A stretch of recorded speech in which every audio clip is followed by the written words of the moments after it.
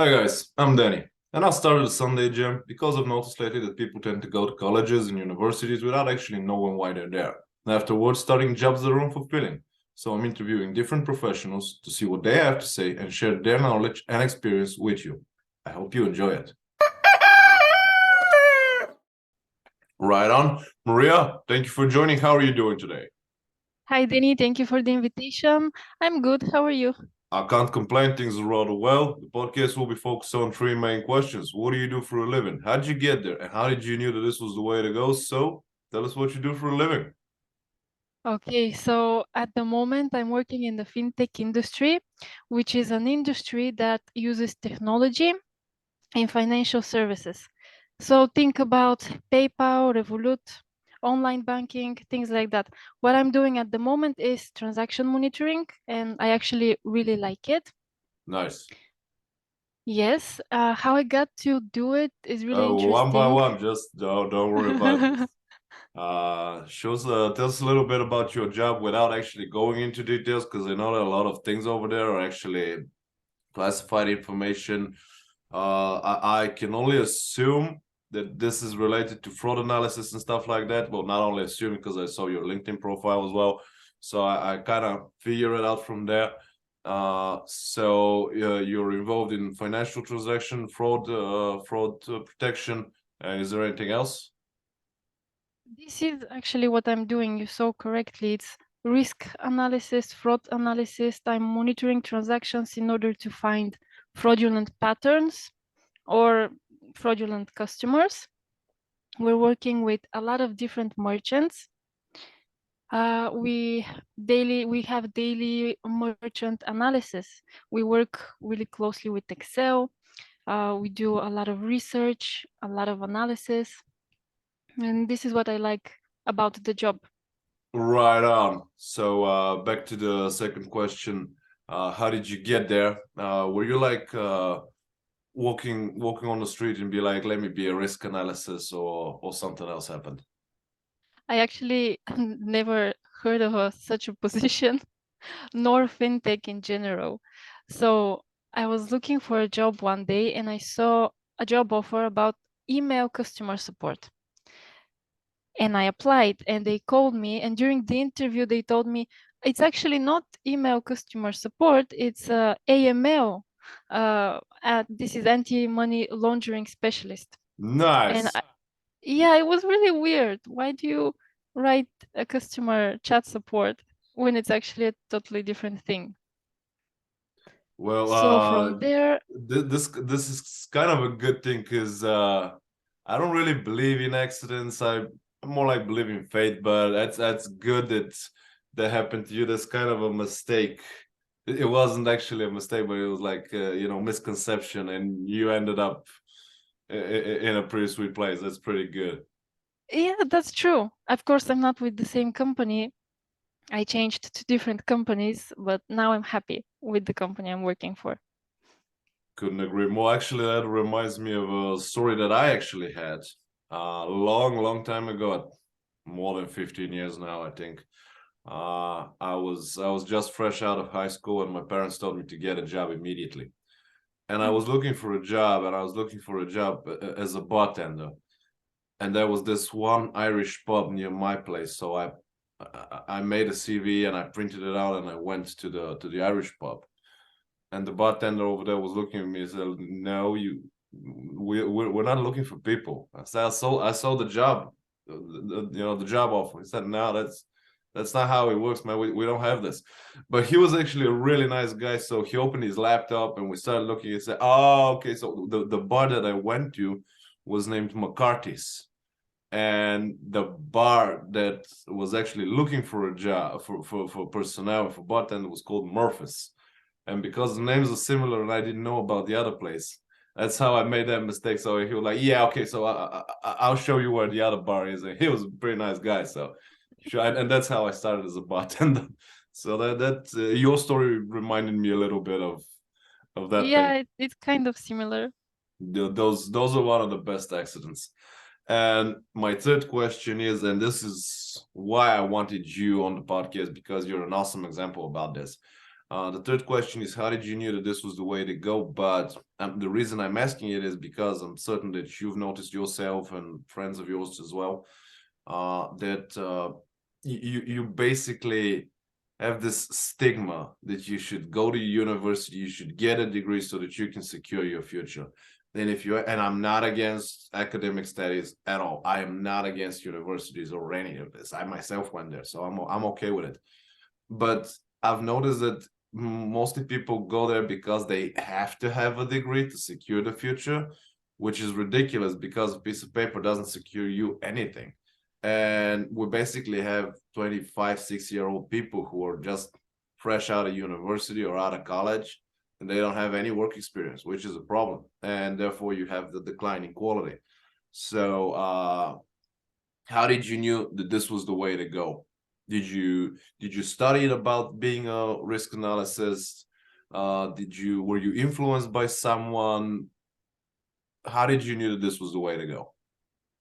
So, like you said, I also heard that stigma that you should study in order to find a stable job. And my father wanted me to study in university more than my mother, because when I was in high school, I always told my parents, when I graduate, I will not study in a university because I don't think I need a diploma in order to work for somebody, because I'm going to work for myself. That was my mindset back then. I want to work for myself, not for anyone else. I don't think it's necessary to go to university, spend all that money and waste your time, because it is kind of a time waste. It is a remarkable time waste, and I wasn't really focused on the money spending because, here in Europe, the education is rather cheap. It's not like in the States. Mm, But the problem is the time. People tend to lose a lot of time in university. So I couldn't agree more with you. yes. So eventually, given the pressure, I decided to enroll in New Bulgarian University, and I chose psychology and English just because it's something I find interesting, psychology. So as you know, it's more expensive there because I think it's a private I think it's a private university. university as well. I Yeah. know it's more expensive, but I'm not sure if it's private or not. But yeah, it's definitely not cheap. So what I learned from my experience there is that all the things they tell you, you can actually read them yourself in books, or you can just watch YouTube videos because it's the same thing. You don't need to go there in order to learn it. I What you get absolutely is agree just a with piece you. of paper. Yep. Not to So mention, after, I'm certain that if you want to gain, again, I'm not against universities. I'm sure you're not either. mm, But we're of just, course, giving this example.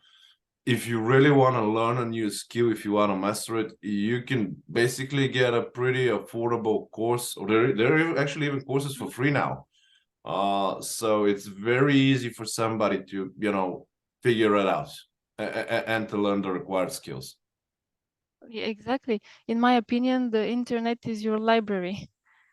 You Yep. have everything you need, even for free, like you said. I agree with you 100%. And if you have a word of advice for the viewers, for the listeners, uh, would you care to say a few words about this concept, the whole concept of the podcast? Of course, I would say, of course, my personal opinion, Yeah, mine as well. So don't worry about it. university is a waste of time, given my experience and a couple of my friends' experiences. So if you have something you want to follow, just use the internet. It's a free library. Or of course, you can invest in a good course that won't waste years of your life. And I This would is also add, well, since you said invest, that's a pretty good thing. I would mm, also add invest in your own physical library if you have that space in your home, because it's always good to have books lying around in case the internet fails or something. yes, of course. And I Right. also wanted to tell you a different story because I spent about 1 year in New Bulgarian University. After that, I ran out of money and I didn't want my parents to pay for my education. I wanted to be independent. So I dropped off. My dad told me, you can't drop off, you have to study in order to find a job. he was actually really mad with me. So I re-enrolled in the University of National and World Economy. Mhm. Yes. And I chose HR. That was I think it was HR. I'm not quite sure.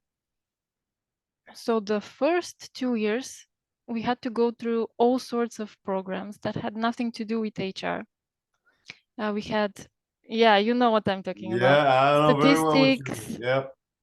That's another real, because you know when you go to a course, you go over there for the course, and they really exactly. now you lost 2 years of your life. What'd you get? Statistics. Nice. I mean, statistics. It's good to have statistics. I love it, but that's not what you went there. Yeah, that's not what I went for exactly. So I failed a couple of my exams. Actually, 3 times. I failed a lot of times. It was really hard for me. I didn't like it. I really didn't want to be there. And I remember that after my third failure, I just went to my boyfriend's place and I started crying. And I just told him I don't want to do that. And he said, just don't, just to drop off if you don't want to do it. You shouldn't listen to anyone, not your parents. This is your life. Do whatever you want. A wise man. Yes. So I dropped off. My dad, he wasn't really happy. He even started looking for alternatives for me. He wanted me to have I think you call it a state job. Yeah. Mm-hmm. Uh, so yeah, we had a little fight with him about that, but eventually I dropped off and I decided to take my own path. Now you asked me if I studied to be a risk analyst. Yeah. No, I didn't. They trained me. It took about a month Yeah. because I think And from there, because the people who trained you, I'm certain of it. I don't know nothing about your job, nothing about this company, but I am certain, 100% certain that the people who trained you knew exactly what they were doing. They gave you exactly the exact amount of material you needed to start, and from there you just grow. I'm certain it was like that. it was like that. Yeah, I actually became one of their best employees pretty fast. But this is because I liked the job. Uh, that's only because I liked it. I used to work in customer support.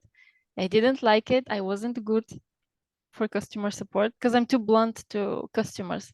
You Yeah. know, you have the same experience. You have to sugarcoat stuff, but I didn't. So I was in trouble a lot of times.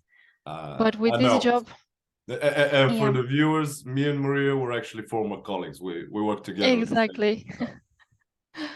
time. So for the transaction monitoring risk analyst job, right now in my company, I have full independence. No one is micromanaging me, which is great. I love that. And like I said, they trained me for about a month. They actually trained about 100 people because it was a whole new project, a whole new company. And out of these 100 people, 90% stayed in the company and became really good at their job. So Nice. they didn't study in a university for a, I don't know, business degree or finance degree. They just learned. There is this gentleman who was on my podcast, Christopher Gar, I think was his name. And when we were talking, he was like, "Well, the best thing to do is go to the LDB University." And I didn't know what was that. I was like, "Are you promoting something here? What are you doing?" And you like, "Learn by doing, boy. Don't waste your time." I was like, "Okay, sir." He's an incredibly wise man, and I'm fortunate enough to had a talk with him. So I can see you following his footsteps. Yes, I agree about that. I think you learn best by doing, not by reading just pointless information. And in university, it was like that. They read from books, Yep. and you're supposed to write it down, memorize it. You don't do experiments. You don't do anything interesting. Well, actually, it wasn't like that when I was in college and when I was in university. Actually, when I was there, and that's why I loved it so much, we had professors, but most of the teachers were actually CEOs of small companies. So actually, Okay. they went and talked to us how to do things, what to do, and etc., etc. and they gave us real-time data, that something that basically happened yesterday. So in that department, it was excellent for us, but this is no longer the case. And as far as I know, it no longer happens like that. Especially not with the online education.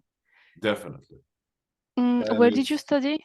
I graduated the Danish college here in Bulgaria, and then I graduated Joborg University in Denmark. Aha, so you did study abroad. Oh yes, a few times actually. I had a couple of courses in Malta. I went to Holland for a while. I did my master's degree in Denmark.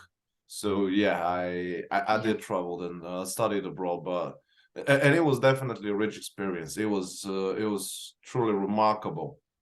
But it Much was different than studying here. actually what's happening here is happening everywhere now. And I'm hearing this rather often. It's pretty awesome when you tell that story about your dad, because when I was young, and that was a long time ago, yeah, right? My father told me that when he was my age, his father, my grandfather, told him to learn how to be a TV technician, right? And he thought, as long as you know how to fix a TV, you will never go back. You will never go to bed hungry. There's always going to be a job for a TV technician. Honestly, I don't remember the last time I had a TV fixed. If it doesn't work, I'm throwing it out. I'm buying a new one, and that's about it. So Exactly. every generation has its own. I wouldn't even call it values. Has its own work ethics, and they're trying to give it to the young generation because it's their job, right? You have a kid, so you're supposed to, prepare him as much or her as best as possible for the world. And sometimes, because the world had never been so dynamic, we live in such dynamic times. I'm having talk with people from all over the world. That was never possible like 30 years ago or 20 years ago. So the world is dynamic, and the old generation, according to my view, not all, but some, have this issue with catching up. And this is why they're giving those advices. And I really love it how they do their best. Sometimes it works, sometimes it doesn't, but they really do their best. And I've always admired the previous generation for that. Yeah, I can agree with that. Speak a little bit louder because I can barely hear you. Sorry, I said I can agree with that. Right on. With that said, Maria, huge thank you for participating in the podcast. It was an amazing talk, and I wish you all the best. Thank you, Danny. Thank you for the invitation. All right. Bye. Bye-bye. Guys, I hope this one was useful. Please follow the channel on YouTube, Rumble, Twitter, Gap, LinkedIn, and Facebook. Ring the bell and all the good stuff. Have a nice week ahead, and I'll see you next Sunday.